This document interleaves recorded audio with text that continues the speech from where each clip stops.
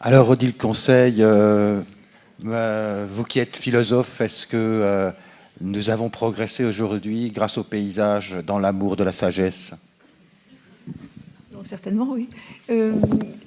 J'aimerais quand même insister sur le fait que le groupe que nous constituons, particulièrement les gens du collectif, qui sont des gens vraiment extrêmement talentueux et pacifiques et créatifs, n'ont aucun rêve de puissance et qui se vivent comme des bons Européens, au sens où des bons Européens, je ne sais plus qui a inventé cette expression, si c'était Nietzsche. Nous autres bons Européens, c'était l'idée qu'il y avait une espèce d'international des nations européennes, parce qu'on a grosso modo la même histoire, avec des tribulations distinctes, mais les mêmes ambitions depuis la fin du Moyen-Âge, et la création d'une espèce de multipolarité avec le mûrissement progressif de la science, du droit, de la citoyenneté, du respect de l'homme. Donc cette idée qui a fondé l'Europe. Après ça, il y a des tribulations, des choses fratricides, mais restons-en à cette idée du XVe siècle. Sortir du Moyen-Âge pour fonder la cité, et que la cité soit la cité des hommes. Donc, bien sûr, on a des Napoléons et puis quelques chars, des choses comme ça, mais franchement, on ne se sent pas concerné là. Donc, l'idée du paysage, moi, je pense qu'elle est éminemment civilisatrice, particulièrement en ce moment. Qu'est-ce qui nous émeut dans un paysage? Jérôme Bignon a insisté sur le sentiment cosmologique, le sentiment géographique, on peut l'appeler comme on veut, cette espèce de grande émanation qui sort de la géographie autour de l'échelle humaine et du fait que nous sommes portés par autre chose et que cette autre chose est d'une certaine façon la seule chose qui nous pacifie, qui nous exalte et qui nous donne la capacité d'être nous-mêmes parce que ça nous donne de la force. Donc ce paysage contemplé, je crois que c'est une ressource de méditation vraiment très considérable. Par ailleurs, ce que nous avons appelé paysage tout au long de la journée, ce n'était pas seulement les paysages naturels pour lesquels nous avons une fascination, enfin moi j'ai une fascination, mais c'est peu pour oublier la cité qu'on va vers les paysages naturels. Et on a parlé de tous les paysages dits ordinaires, c'est-à-dire les paysages où nous avons posé notre marque et où la diversité humaine et aussi les limites de notre capacité à avoir la sagesse sont très fortement inscrites. Donc la beauté des métiers que font les paysagistes, et j'insiste sur le fait que dans le collectif, il n'y a pas du tout que des paysagistes, ce n'est pas un collectif de paysagistes, mais on porte l'idée du paysagiste très à l'honneur. Et donc qu'est-ce que ça a de très important, encore une fois philosophiquement, le métier de paysagiste, c'est qu'ils font avec une diversité de choses quelque chose qui se compose. Il y a un traité qui s'appelle Composer le paysage, de je ne sais plus qui, au XVIIIe siècle. Bon, je ne suis pas assez érudite pour me rappeler. Donc le paysage, c'est face à donc, le sentiment d'éclatement, de diversité, de chaos, de tension, qui est quand même ce qu'on vit constamment, qui est angoissant et qui est franchement très très pesant.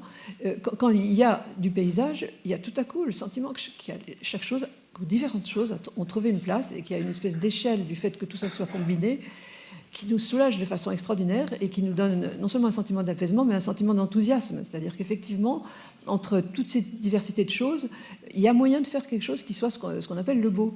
J'ai entendu Bertrand Folléa parler de son projet à La Réunion.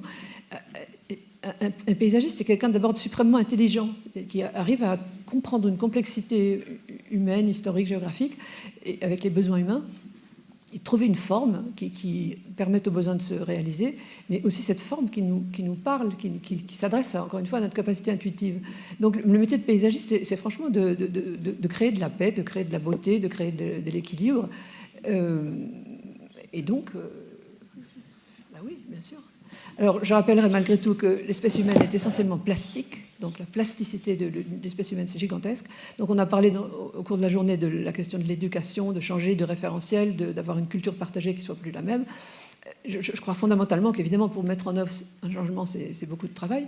Enfin, rappelons-nous qu'il n'y a pas très très longtemps, nos grands-parents ne savaient ni lire ni écrire et qui ne savaient pas que la saleté était éventuellement dangereuse et qu'on a inventé une culture de se laver les mains, d'éviter les contagions, etc., par des choses un petit peu descendantes, mais qui ont fait que chacun d'entre nous intègre des comportements rationalisé dans son quotidien.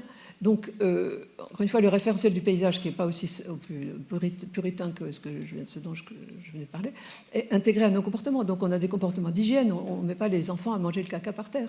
On sait très bien que c'est bon. Donc, on a intégré ça. Il y a des sociétés qui ne l'ont pas intégré. Et donc, la capacité d'éducation du genre humain, c'est une expression aussi des philosophies des Lumières, Schiller, l'éducation esthétique de l'humanité. c'est considérable. Donc encore une fois, c'est peut-être aussi parce que j'ai enseigné pendant 37 ans à des étudiants de 4e année. C'est la meilleure période. C'est le moment où ils ont appris, ils sont alphabétisés, ils ont envie de s'émanciper, de s'affirmer, et ils éclosent. Et donc le rôle du prof, c'est de dire, allez, vas-y. Et il fait ça bien. Et ça marche. Donc je pense que le genre humain, c'est un peu ça aussi. Enfin, c'est compliqué, bien sûr, d'arriver à ce niveau de choses, mais il faut y croire, c'est possible.